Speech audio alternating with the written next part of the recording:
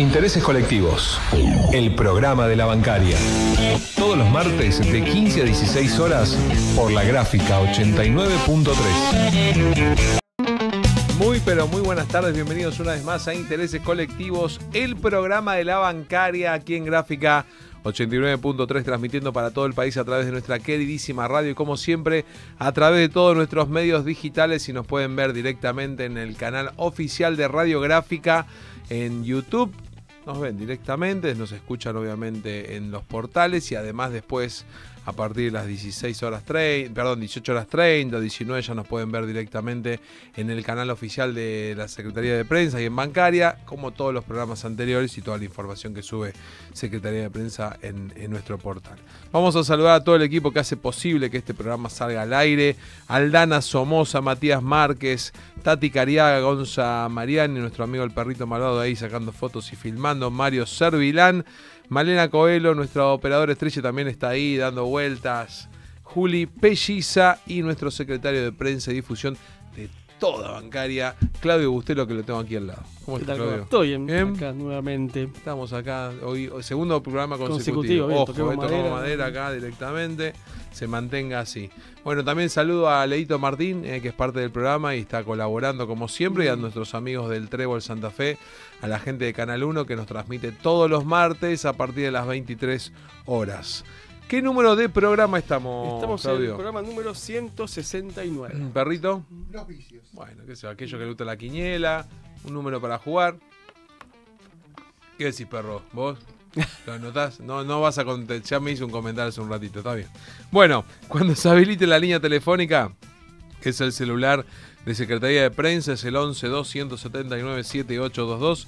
11-2-179-7822. A los tres primeros que llamen a partir de este momento se van a ser acreedores de un Soporta Notebook, edición limitada, como digo siempre, de Bancaria. Llamás, dejás si querés tu mensajito y te haces acreedor de este Soporta Notebook. ¿Cuáles son los requisitos? Tienen que llamar al nombre, apellido, número de documento, se acuerda el número de afiliado, si no lo buscamos y después se contacta a la Secretaría. Si es de acá lo vienen a buscar, si es de interior se lo mandan a la sección que corresponde.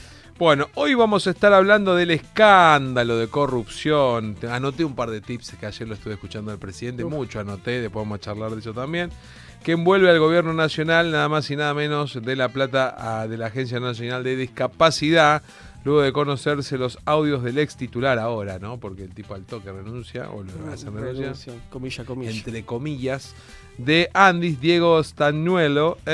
Vamos a también hablando de otra semana parlamentaria difícil para el gobierno con el tema del Congreso, ya que hubo diversas comisiones en las cuales sacuden a la rosada, bueno, el tema de los audios, el tema del fentanilo, Libra, bueno, un montón de cosas. El tema del jefe de ministros, Guillermo Franco, está la citación del ministro de Salud, también está Mario Lugones, investigación del tema de la criptoestafa.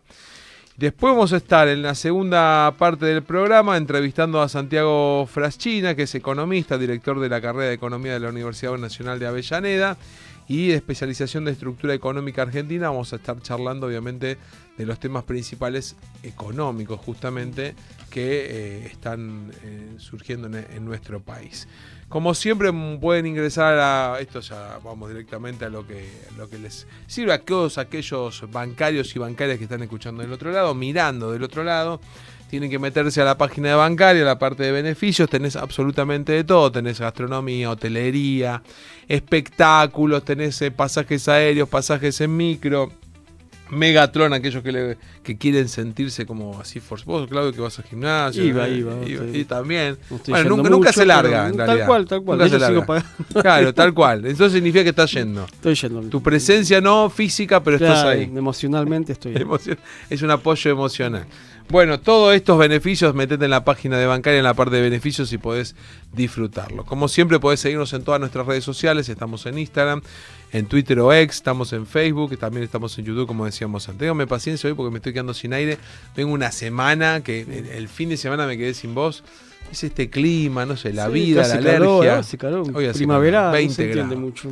La semana pasada hacía 7 grados y 20, a la mañana hacía 6 grados, bueno, qué sé yo, uno está tratando de estar abrigado. Bueno, quédate del otro lado, no te vayas, que tenemos mucho más acá en Gráfica e Intereses Colectivos. Seguinos en nuestras redes sociales, nuestra página web labancaria.org, en Instagram, La Bancaria AR, en Twitter y Facebook, La_Bancaria, en YouTube, La Bancaria Prensa y Difusión. Intereses colectivos en la gráfica.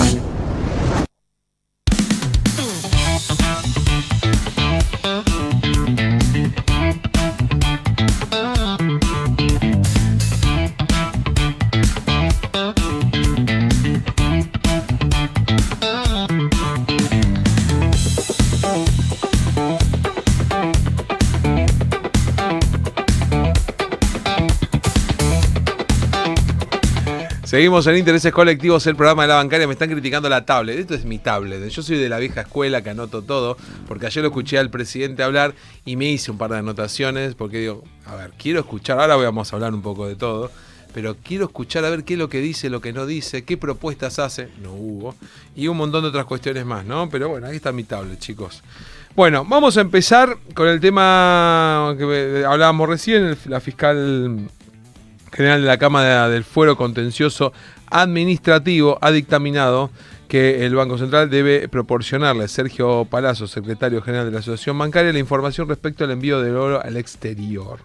Recordamos que Palazzo había solicitado explicaciones formales sobre el envío de los lingotes de oro de las reservas argentinas al exterior del gobierno nacional. Esto lo venimos hablando creo del año pasado. Hace bastante tiempo. Bueno, recordemos que sin aviso, sin explicación, incluso escondiendo a los compañeros, pasaron los lingotes que se cargaron, se llevó un avión y bueno, partieron con rumbo desconocido. Bueno, ahora la Cámara deberá resolver justamente si da acceso a esa información que se viene pidiendo ya hace tiempo, que la pidió Palazzo, como vos comentabas. Bueno, recordemos que no había monto, no había información de destino, no sabemos a qué se debía ese giro, ni a dónde, con el riesgo de confiscación que se implica, ¿no? Porque es parte del patrimonio nacional que está a la deriva, no sabemos dónde boyando, según el gobierno por alguna causa puntual que nunca explicaron ni nunca dijeron, secreto de Estado más o menos, pero bueno, es parte del patrimonio nuestro, con lo cual tenemos derecho a saber, y en ese sentido falló el juez que se mencionó. Bueno, vamos a ver qué pasa, ojalá que tengamos alguna respuesta, porque es una más de las que nos debe el gobierno nacional. Tema principal, todos sabemos el tema del país. La semana pasada se reveló una grabación de Diego Spagnuolo, ex titular ahora de la Agencia Nacional de Discapacidad, que expone el mecanismo de recaudación ilegal, no una recaudación legal, sino ilegal, que tiene como mayor beneficiaria a Karina Milei, que es K, ¿no? Porque todos decían, bueno, dijeron un montón de cosas, hay un montón de memes y demás, sí, pero más allá de la cuestión humorística, de lo grave que está pasando, es un tema de corrupción que obviamente encierra todo el gobierno y que principalmente a su hermano, el presidente Javier Milei. Los audios escucha describir un entramado de retornos que se está investigando por la justicia, que involucra además a Eduardo Lule, Menem, el ex director de Acceso a Servicios de Salud, Daniel Garbellini, y de la droguería suizo-argentina de la familia Kovalivsker, directamente. Bueno, son los Menem con caso de corrupción. Nos volvemos a otra época, sí, que creo que los que tenemos más, unos años más ya lo hemos vivido. Bueno, justamente lo que vos comentabas es un área tan sensible como es el área de discapacidad, nada más ni nada menos, ¿no? Vamos a recordar un poquito, haciendo un poquito de historia. Esto fue una denuncia que la presentó el abogado Gregorio Dalbón, tras una difusión de un audio que comenzó a analizarse en Comodoro Pi. Bueno, el miércoles pasado, justamente para el jueves a la noche, el juez Casanelo había ordenado una batería de allanamientos, entre ellos Andis, los domicilios de Eduardo Manuel y Jonathan Kovalvirker, no sé cómo se pronuncia bien. Está bien igual. Titulares de la droguería suizo argentino, y los domicilios de Spagnuolo, quien fue encontrado después, 36 horas después, en el country de Pilar, que entiendo que es donde vivía, donde bueno, estaba en ese momento.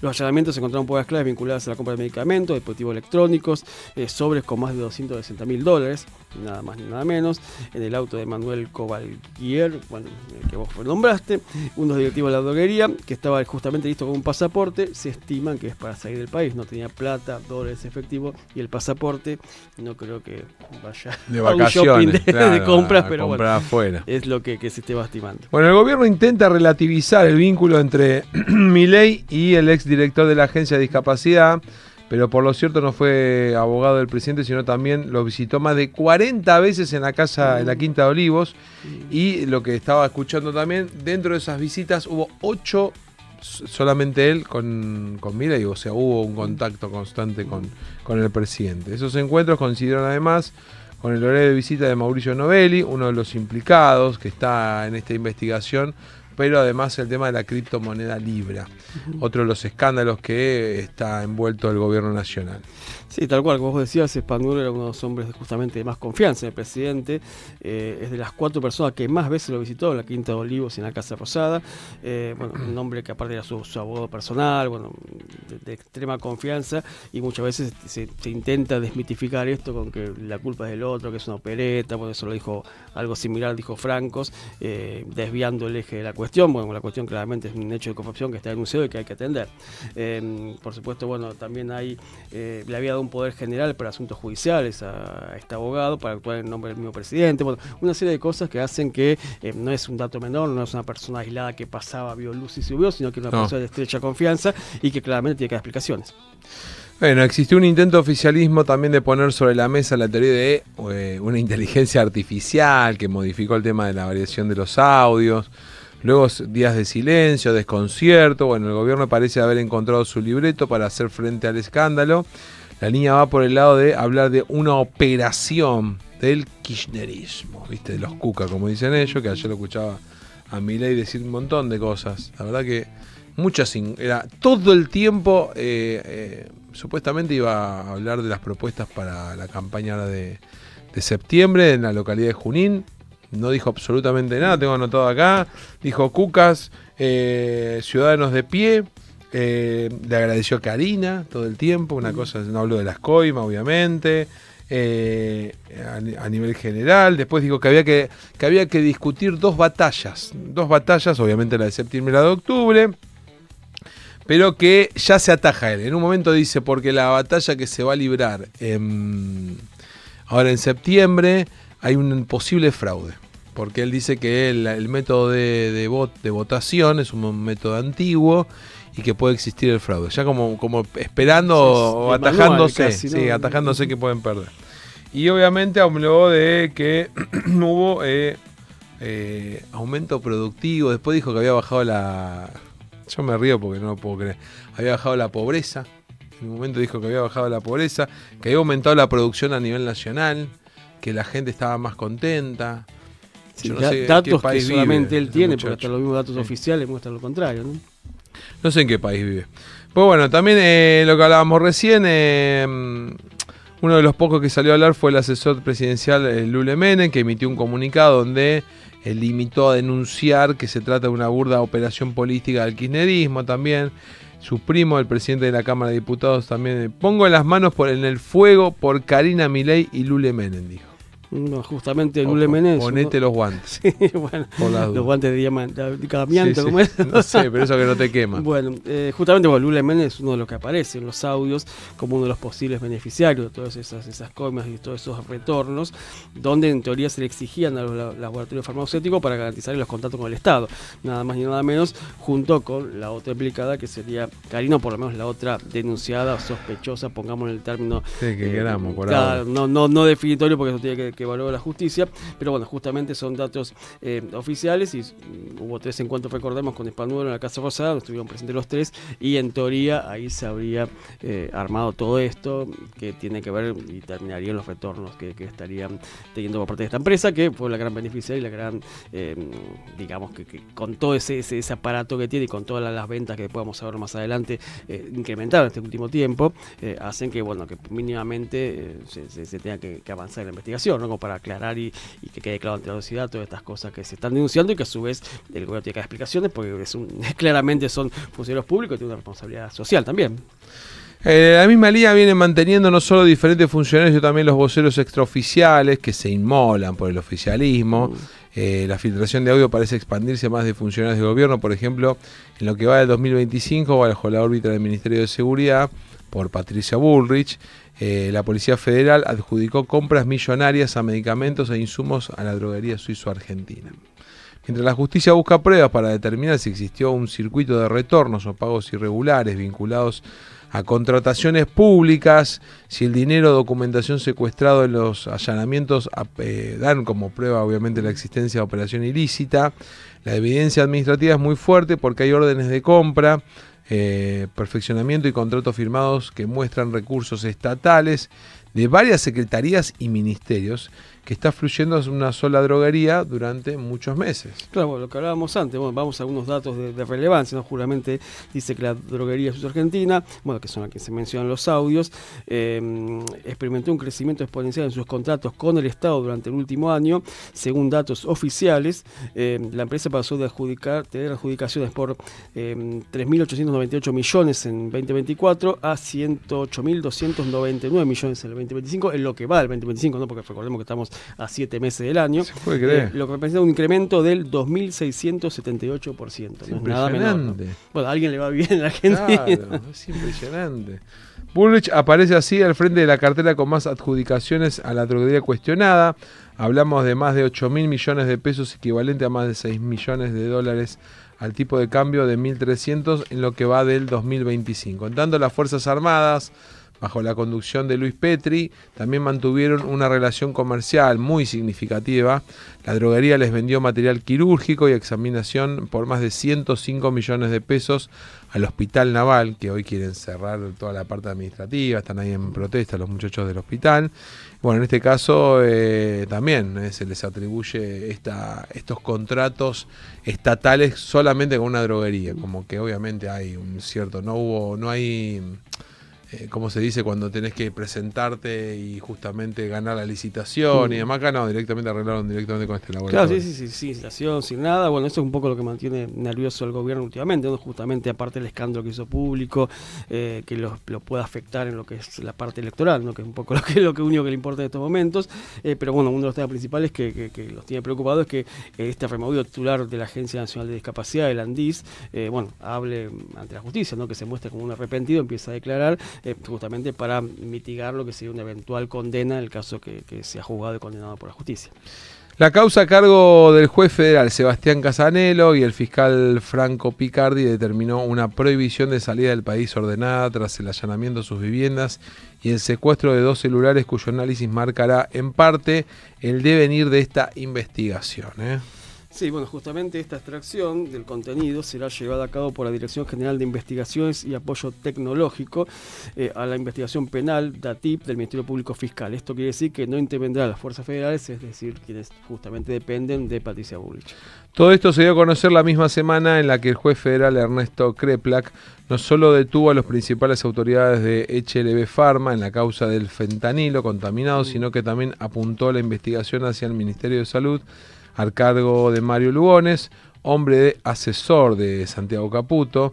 Hasta hace unos pocos días esa cartera era querellante. Claro, bueno, y ahora se viene un panorama complicadito justamente en el Congreso, ¿no? Por un lado, en diputados como cumpleaños de comisiones que presiden legisladores de la oposición, y se citó al Ministerio de Justicia y Salud, justamente Mario Lugones, que brinda explicaciones de todo esto, qué es lo que está pasando, el tema de los audios, las denuncias y demás. Y por otro lado, se volvería a la carga con la comisión investigadora de la estafa, de la criptoestafa llamada Libra, que también involucra justamente a los hermanos Miguel. Mira, el tío tiene que ver con lo mismo y todos con denuncias que apuntan principalmente a Karina. Bueno, la última vez que Lugones estuvo en el Congreso fue en junio en el marco de la sesión informativa del Senado que terminó de manera abrupta tras las acusaciones de la senadora por Tierra del Fuego Cristina López, quien la trató de mentiroso y el ministro se retiró ofendido. Deberá responder la partida contaminada del fentanilo que causó un centenar de muertes, los presuntos audios de Estado Pañuelo, también en el caso Libra. En modos grandes conflictos que sacuden al gobierno, Milei en su última semana está girando una figura, el ministro de Salud, Mario Lugones. Sí, y Mario Lugones justamente tuvo la primera intervención que ya de por sí fue polémica, ¿no? Que fue nada más ni nada menos el tema del Garrahan, ¿no? El conflicto salarial del personal del hospital pediátrico más importante y de mayor complejidad del país. Eso en un primer momento fue bastante blindado por los medios de comunicación, pero bueno, también convengamos que Lugones es una persona que ya es conocida en el ambiente, es presidente de la Fundación Güemes, es padre de Rodrigo Lugones, consultor político cercano a Santiago Caputo, y ese famoso triángulo de hierro que dicen que son los que manejan en conjunto con Karina, los destinos del país. Bueno, el mandamás del Ministerio de Salud pretendía posicionarse con mero acusador contra HLB Pharma y de hecho se había presentado como querellante en la causa investigada por muertes, pero el juez que lleva el caso, Ernesto Kreplak, resolvió el jueves correrlo de ese lugar. El magistrado sostuvo que existía el grado de sospecha suficiente para orientar la continuidad de la investigación hacia las posibles responsabilidades derivadas de omisiones y convivencias que pudiera existir en los órganos del control del Poder Ejecutivo. Esto obviamente depende todo de Lugones, lo que hablábamos recién. Claro, bueno, hay un caso bastante que estalló, un escándalo mediático bastante inusual, que incomoda, como decimos, ante el gobierno. Y bueno, ¿cuál fue la principal reacción? Echar a este Campañuelo. Sí, directamente. Españuelo, no, Campañuelo, la campaña es una mezcla de marcas. Más o menos. Españuelo, son varios nombres, y justamente es que es un nombre que es cercano a Lugones, y fue reemplazado por otro hombre cercano a Lugones, que fue Alejandro Vilches, secretario de Gestión Institucional del Ministerio de Salud, y ahora es interventor del ANDIS. Pero bueno, es un tema que, como decíamos antes, es un área muy sensible, es el tema de discapacidad, estamos hablando de corrupción, de denuncias por coimas, y en el medio los discapacitados con todo el problema que tienen, y con todo el veto de la ley y todo lo que ya sabemos que viene pasando, que no solamente le echa más leña al fuego a esto que vienen viviendo tanto los familiares como la gente que tiene algún tipo de inconveniente, y bueno, y a su vez tiene que dar una solución, y a su vez aclarar todos estos hechos para que no quede ninguna duda si es que no hubo ningún hecho de corrupción, como se menciona. Este Campañuelo es el mismo que le dijo a una persona con discapacidad que pues, si él por qué pagaba el peaje, el discapacitado, por qué no lo pagaba. Fue alguno, no sé Una si cosa él así. mismo o alguno de su entorno, o el mismo Lugones, no me acuerdo, había mencionado algo. Españolo, digo yo, este Españolo. Me parece que sí, te digo, te Sí. miento, creo que sí, o alguno del entorno. El tema es que, bueno, justamente un chiquito que ya de por sí es insensible a la frase, ni el más mínimo criterio, el más Nada. mínimo sentido común. Pero por otro lado, bueno, si encima hay un hecho de corrupción atrás de eso, no solamente no le están pagando el peaje, sino que está quedando con su plata. Sí, o sí. sea, doblemente grave. Le cobra un peaje, justamente. Tal ahí cual, está. El hablando peaje de no quería peaje, pagar. utilizando el término, buscando la lógica, la analogía. Bueno, en estas horas Lugones aparece cada vez más apuntado. En medio de las internas, los comunicadores oficialistas se centraron en su figura por primera vez. Jonathan Vialen se preguntó, ¿el ministro Lugones renunciará? Alejandro Fantino fue más directo, sucio como una papa, dijo. 100 muertos, agarra los bolsos y bola. Vos Está fíjate como que abandonándolo. Periodistas como que nombraste, que no son justamente ni K, ni peronistas, ni No, todo lo contrario. todo lo contrario, ya empiezan en cierta medida a despegarse de todo esto y están siendo un poquito más críticos cuando antes armaban toda una coraza Sí. alrededor del gobierno. Ayer las caras de... Yo iba pasando, iba haciendo zapping. Qué antigüedad, ¿no? Iba pasando zapping y La Nación Malo dejó un rato la cara de Majul cuando dijo... Le estamos choreando a los chorros, como diciendo, ¿cómo lo salvo de esto? ¿Qué digo? No, indefendible. No Yo sabía creo que qué hay decir. cosas que no, yo no sé, la verdad. Bueno, no entran en el criterio normal, digamos, Una de alguien locura. que avale ese tipo de cosas. Pero bueno, al margen de esto, volviendo al tema del Garrahan, bueno, recordemos que hubo 240 renuncias en el último tiempo, justamente por temas salariales subvencionales. Esto tiene que ver, más allá de los salariales, con la precarización, con todos los residentes y las becas que ya habíamos hablado en otros programas, donde la están pasando realmente muy mal, y no solamente está financiando, sino que la gente tiene que jugar la alternativa, porque obviamente tiene que comer, o sea, más allá de que Sí. de su vocación tiene que vivir de esto. Así que bueno, es un tema que es muy, muy delicado, que tiene que ver con la salud pública y tiene que ver con hechos de corrupción, que del mismo modo que este gobierno tanto insiste que está en contra de la corrupción, que no se roba más, que se terminó la corrupción, bueno, es momento de investigar y dar explicaciones, que ellos son tan limpios y tan buena gente como siempre lo dijeron. Bueno, recordamos que la semana pasada el gobierno tuvo una serie de golpes durísimos en el Congreso. Los partidos de la oposición, incluso algunos habituales aliados al gobierno, dieron de baja 5 decretos del mandatario que desguazaban y desregulaban distintas áreas del Estado. También aprobaron una ley de financiamiento universitario que recompone el presupuesto de las casas de estudio y los salarios de los profesores severamente recortados por Milei. Además, votaron otra norma que declara en emergencia al sistema de salud pediátrico y le asigna más recursos a ese sector. Así que son temas que obviamente están para quedarse, para pensar, para analizar, lo que decimos siempre.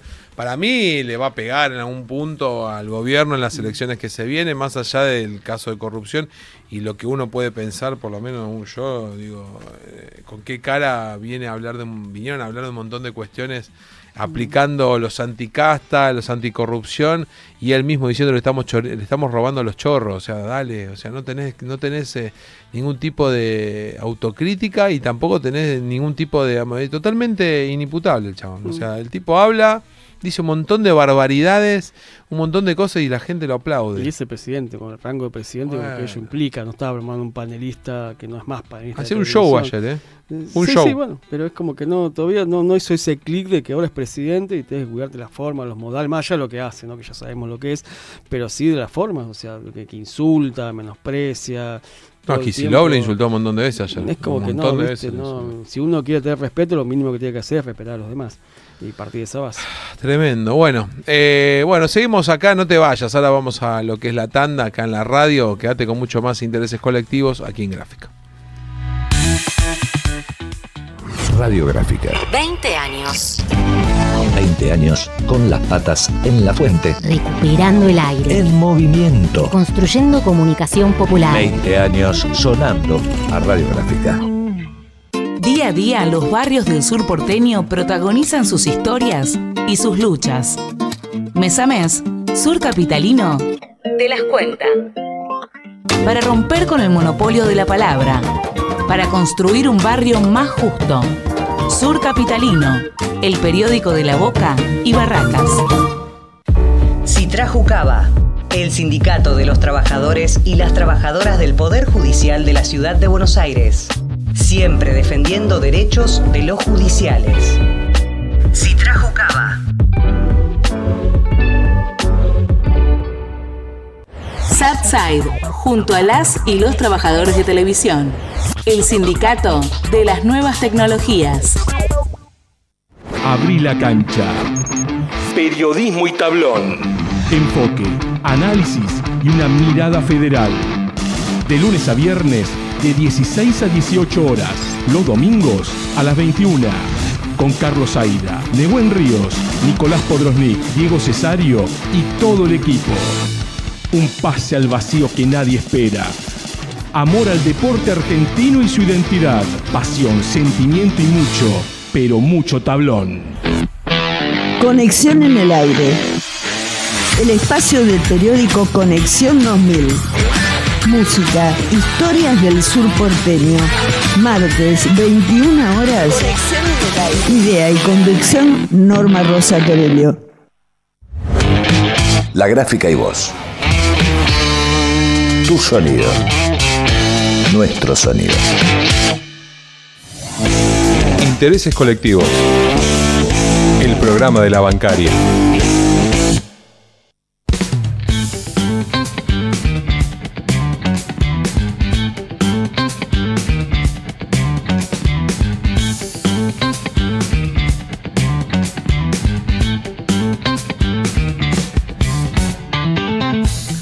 Seguimos en Intereses Colectivos, el programa de la bancaria, 15 horas 32 minutos en toda la República Argentina, acá en la ciudad de Buenos Aires, una semana soleada, fin de semana se esperan lluvias, para aquellos que sí van a ir a algún lado, van a descansar.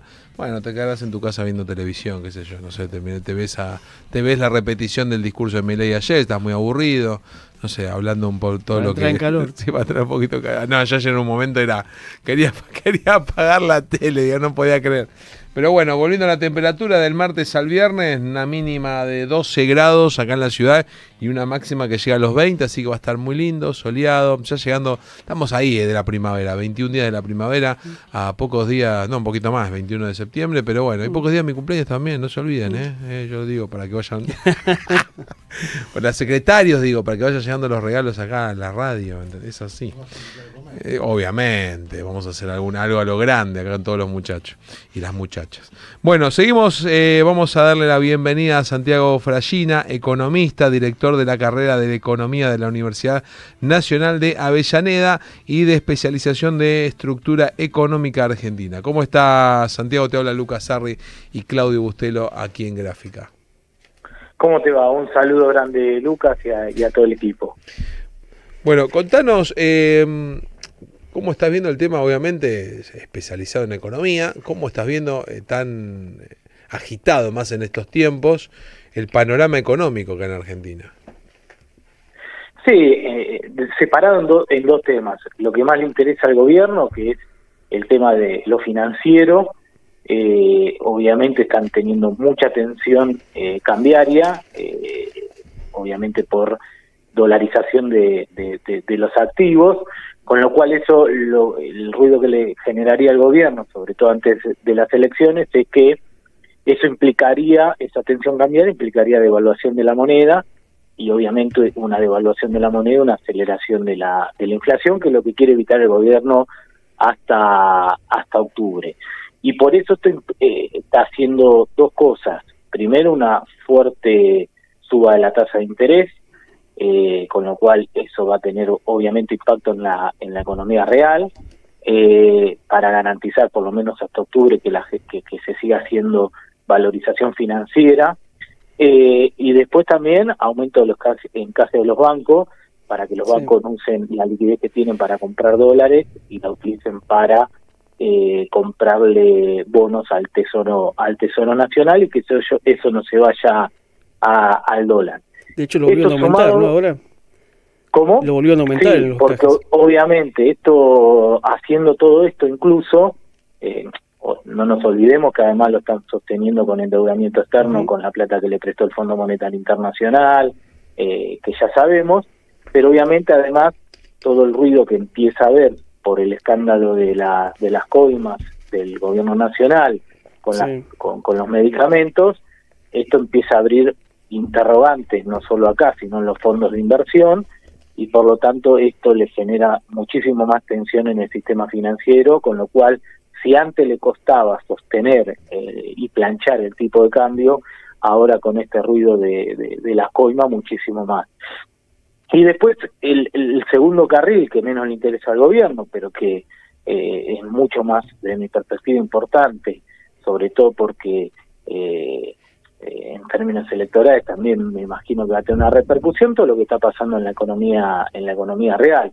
Que el gobierno no le muestra tanto interés como lo financiero, pero nada, empieza a notarse datos de la economía real, de la microeconomía, que son sumamente alarmantes, de aumento de la desocupación y despido. Cada día sale una noticia de empresas que están suspendiendo o echando trabajador. Hoy se conoció la noticia de que una empresa como Mirgo de Tierra de Fuego está suspendiendo 300 trabajadores, pero también en la siderurgia, en las empresas de Pechín como Ternium, también se está viendo despidos y suspensiones de trabajadores, y también lo que está pasando, por ejemplo, en tema salió hace poco una noticia del aumento de la morosidad de los créditos familiares. Obviamente lo que empieza a pasar es que todas las familias no llegan a fin de mes, entonces empieza a crecer el microendeudamiento familiar, pero ahora empieza a pasar la otra etapa de que ya no pueden, las personas que se empiezan a endeudar para ver si pueden llegar a fin de mes, ahora ya ni siquiera pueden pagar el crédito, y se conoció el dato de que la morosidad en los créditos a las familias se encuentra en el máximo de los últimos 15 años, que es un microdato que uno puede tomar de la crisis económica que estamos atravesando, y sobre todo y principalmente de la crisis social.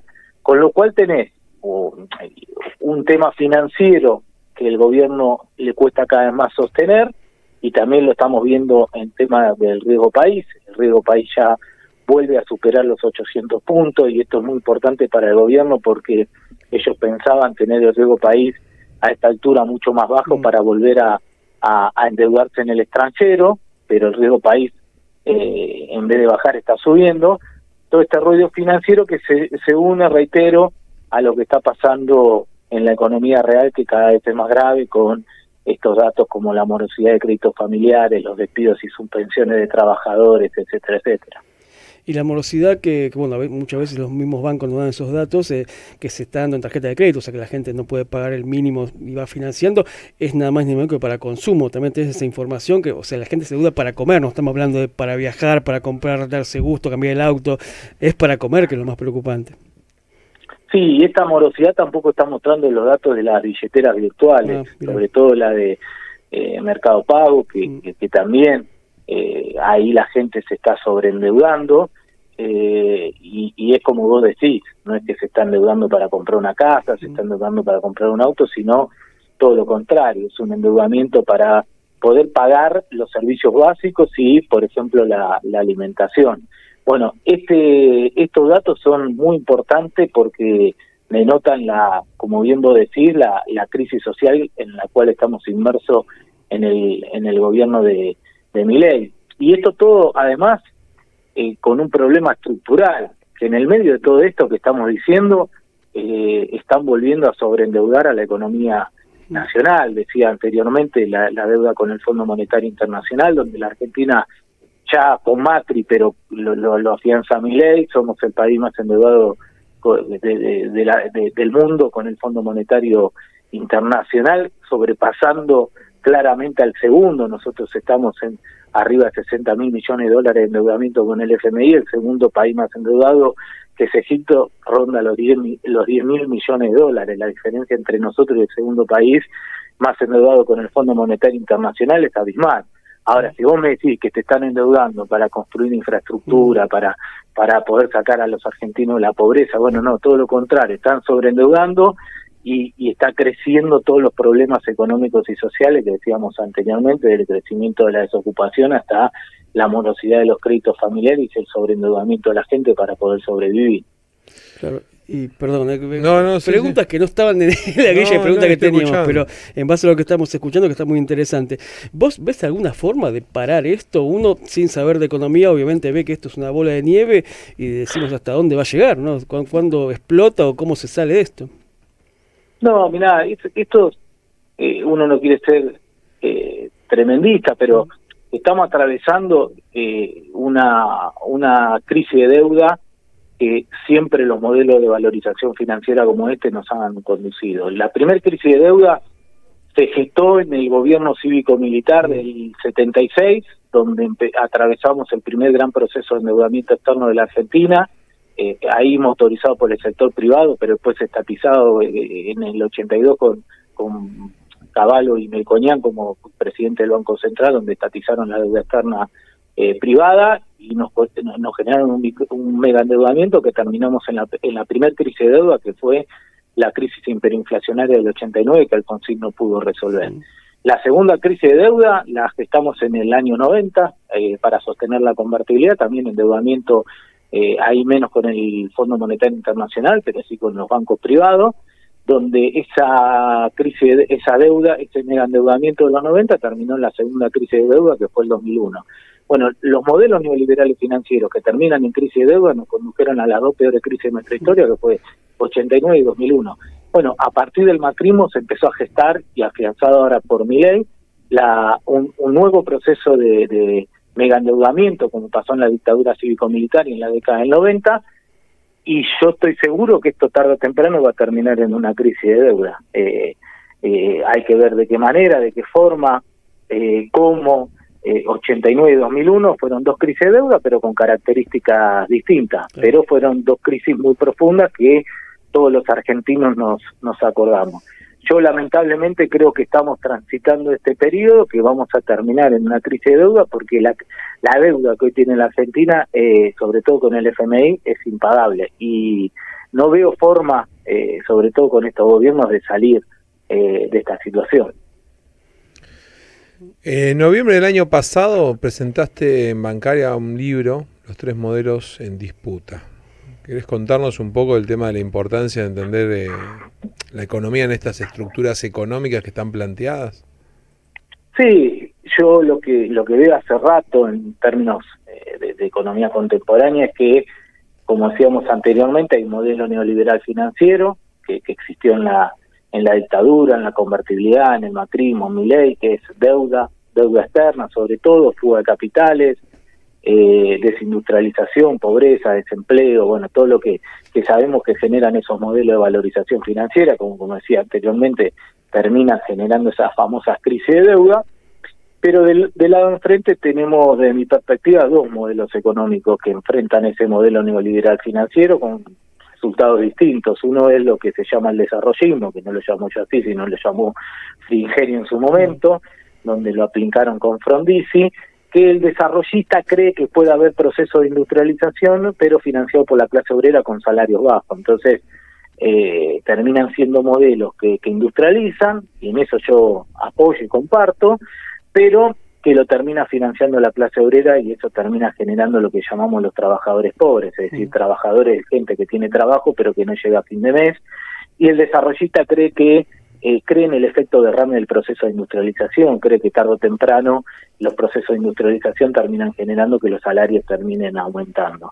Bueno, yo no creo en eso, creo en otro modelo que nosotros yo lo denominamos modelo económico justicialista, que se aplicó en la historia económica argentina en el 46 y en el 2003, creemos que es un modelo que apunta a los procesos de industrialización, pero que además no lo financie la clase trabajadora, por eso son modelos que apuntan además a distribuir el ingreso, y que sabe que ese modelo apunta a que las rentas extraordinarias de la economía nacional, como la renta agroexportadora, la renta financiera, la renta minera, la renta petrolera, es decir, la economía argentina tiene bastante rentas extraordinarias, financien esos procesos de industrialización para que no sea la clase obrera los que tienen que financiarlo, y por lo tanto son modelos, el modelo económico justicialista, que además de industria y trabajo, hay distribución progresiva del ingreso y los salarios aumentan. Por eso terminan siendo modelos donde la participación del trabajador gana en el Producto Bruto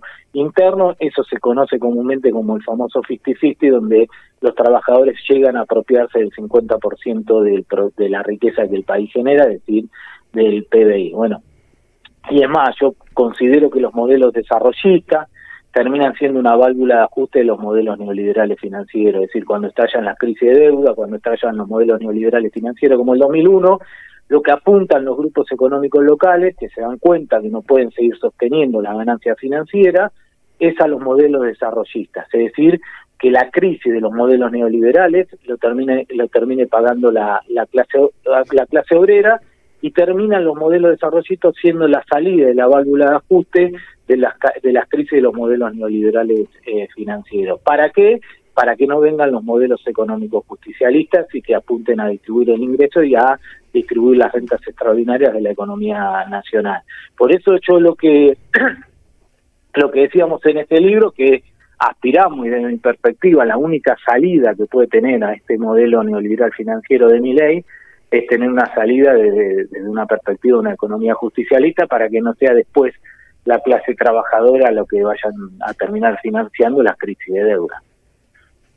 No, justamente este modelo que vos contabas, que es el neoliberal, ¿cómo lo ves en el sentido de que, bueno, vuelven los mismos personajes de hace tiempo que estuvieron en otras décadas, Caputo, Thyssen-Neger, Burlich, bueno, una serie de personas o personajes que marcaron un poco nuestra historia, no favorablemente, todo lo contrario? ¿Cómo ves el sistema actual? ¿Hay algún tipo de plan? ¿Tiene algún tipo de plan o es pura improvisación del gobierno? No, ellos me parece que tienen un plan, y sobre todo tienen las cabezas que están pensando. Ejemplo, Herman Arriazu. Herman Arriazu es un economista que yo le digo, escúchenlo, porque es el que me parece que da...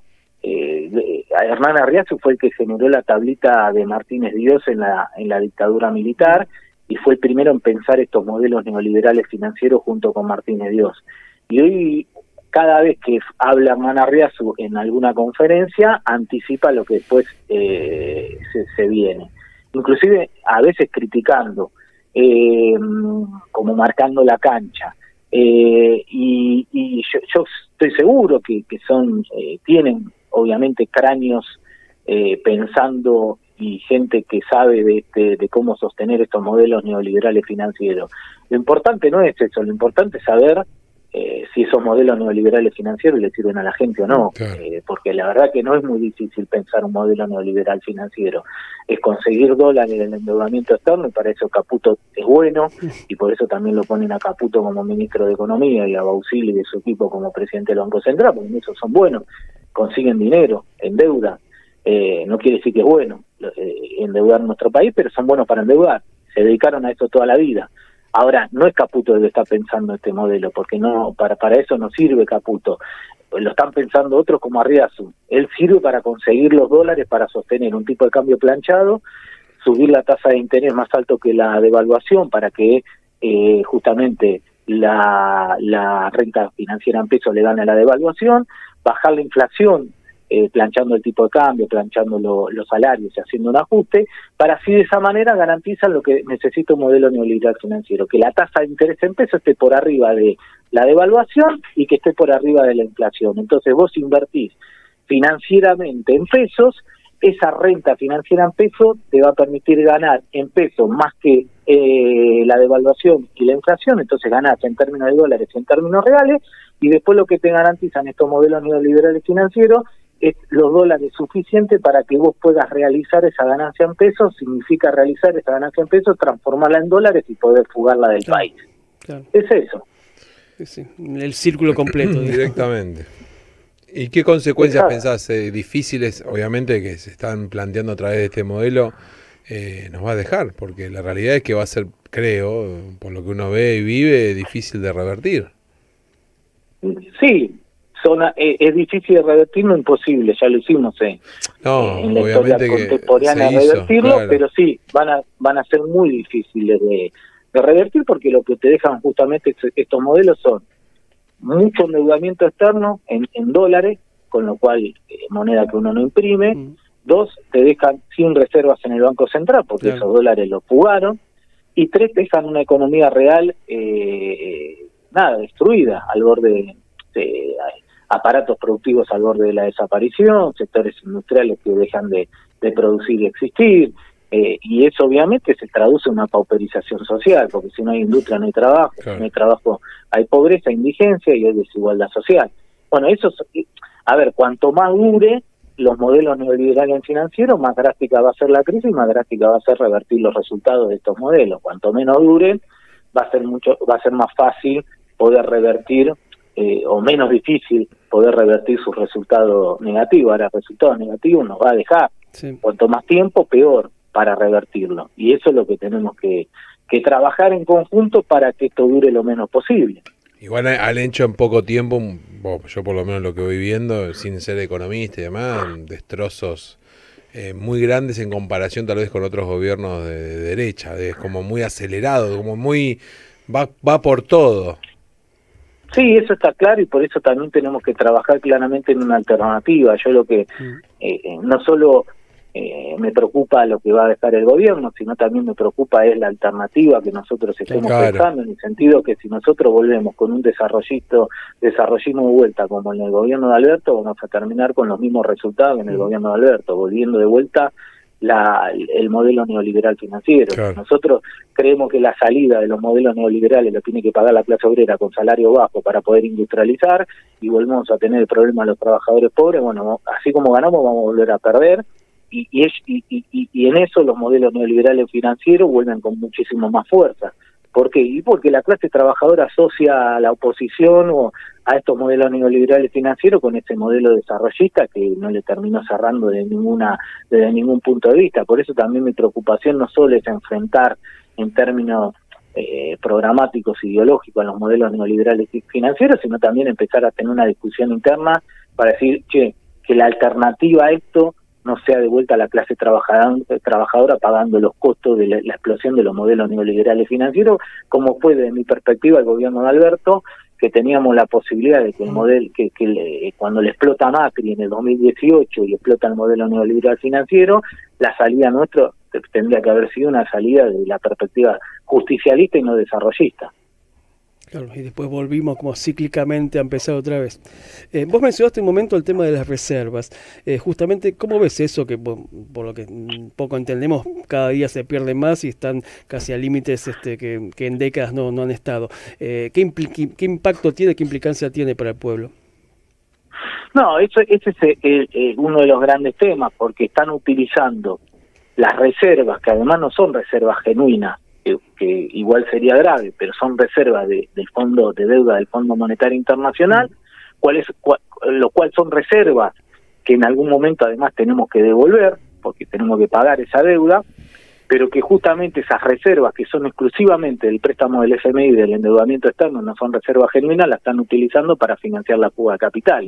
Con lo cual, esto que decíamos, bueno, en algún momento te van a dejar la deuda externa, pero además te van a dejar sin reservas en el Banco Central, y cuando vos quieras pagar la deuda externa con el FMI no vas a tener los dólares para poder hacerlo. Y así estallan las crisis de deuda. Y obviamente esto le está generando un problema al mismo gobierno, porque aquellos que están haciendo JP Morgan hace poco había sacado un informe donde dice que empiecen a dolarizar sus activos, porque se están dando cuenta que el gobierno no acumula reservas, que además se está achicando fuertemente el superávit comercial, que además, como los dólares están apreciados, se está aumentando drásticamente las importaciones y eso salida de dólares. Pero además los argentinos están saliendo a veranear lo que pueden, obviamente, veranear en el extranjero porque sale más barato que veranear en la Argentina. Entonces, todo eso está generando un drenaje de reservas. El Banco Central no acumula reservas y además esas reservas son deuda, que en algún momento hay que devolverlas. Entonces, en algún momento, como le pasó a Macri en el 2018, los mismos fondos de inversión, principalmente de JP Morgan, cuando se empiezan a ver que esto tiene un límite palpable, le dicen a sus clientes, dolarícense, y eso empieza la última etapa de justamente cuando empiezan a comprar dólares y fugarlo de la Argentina, y eso es el fin de los modelos neoliberales financieros cuando empiezan a explotar, como le pasó en el 2018. Macri lo pudo sostener 2 años más por el mega endeudamiento del FMI, que en realidad el FMI no se lo prestó a Macri, se lo prestó a los fondos de inversión norteamericanos para que puedan salir de la Argentina. Así como el FMI le dio la plata a Macri, Macri se lo dio a los fondos de inversión, y así los 45.000 millones de dólares que le bajó el Fondo Monetario Internacional a Macri se fueron en el mismo tiempo. Si vos ves el préstamo al FMI hasta que se va Macri fueron 45.000 millones de dólares, y la fuga de capital en ese mismo periodo fueron 46.000 millones de dólares. Es decir, dólar que entró del FMI, dólar que se fue del país para financiar la fuga de capital y la salida de los fondos de inversión que habían venido durante 2 años a hacer valorización financiera en pesos, que en algún momento se dieron cuenta que Macri no estaba acumulando reservas, todo lo contrario, estaba perdiendo, por lo tanto se empezaron a preocupar y se terminaron yendo de la Argentina. Y como Macri no tenía los dólares para que ellos se pudieran ir, se los dio el Fondo Monetario Internacional. Santiago, gracias por todo, por lo que dijiste, por el tiempo, por explicarnos. Sí, estaba muy interesante, pero nos quedamos. Porque aparte, más allá de la preocupación que uno genera, también ves una cierta luz. Bueno, no quiero decir al final del camino, como decía Macri, pero digo, ves una cierta luz en todo lo malo que viene haciendo este gobierno, porque se entiende que se puede revertir, obviamente que va a costar. Por eso una de las preguntas era esa, digo, ves que esto va como acelerado y que ves que lo hacen obviamente adrede para como arrasar lo que más puedan en este poco tiempo, pero también es importante. No, yo soy optimista, obviamente, digo, terminan generando estos modelos secuelas grandes en términos económicos, pero yo soy optimista de que obviamente en algún momento esto lo vamos a revertir. Lo que sí me gustaría es que empecemos a trabajar desde nuestro lado en una alternativa seria desde los trabajadores, para que después no vengan los grupos económicos locales, se infiltren en los movimientos nacionales y populares y nos hagan hacer un desarrollismo para que sea la clase trabajadora lo que financien la crisis de los modelos neoliberales financieros. Quiero que trabajemos fuertemente y seriamente en una alternativa justicialista de los trabajadores para que sea la alternativa neoliberal a los modelos estos, y que sean los grupos económicos locales que se están llenando de plata con este modelo neoliberal financiero lo que paguen la salida de las crisis de deuda que estos modelos nos terminan generando, y no sea la clase obrera. Tal cual. Santiago, gracias. Te mandamos un abrazo grande. No, gracias a ustedes. Un abrazo y a disposición para lo que necesiten. Gracias. Escuchamos a Santiago Frasina, economista. Muy claro, rápido, muy interesante. Nos quedamos sin tiempo. Antes de los ganadores, anunciamos lo de mañana. Acá el Día Nacional de la Radio, el 27 de agosto. Se recuerda el loco de la azotea. Bueno, Radiográfica va a realizar un encuentro en toda la comunidad emisora. La cita es en el Auditorio Soberanía, ubicado en la avenida Patricios 1941, desde las 18:30. Perdón, un espacio para recordar la historia y reconocer a quienes construyeron y participaron a lo largo de las 2 décadas de medios de comunicación. Una noche para que puedan obviamente ser emotiva, con sorpresas, así que están todos invitados. Este primero es una serie de festejos en el marco de los 20 años de Radiográfica que cumple en diciembre próximo. Así que están invitados mañana por el Día de la Radiodifusión a las 18:30 acá en Patricios 1941.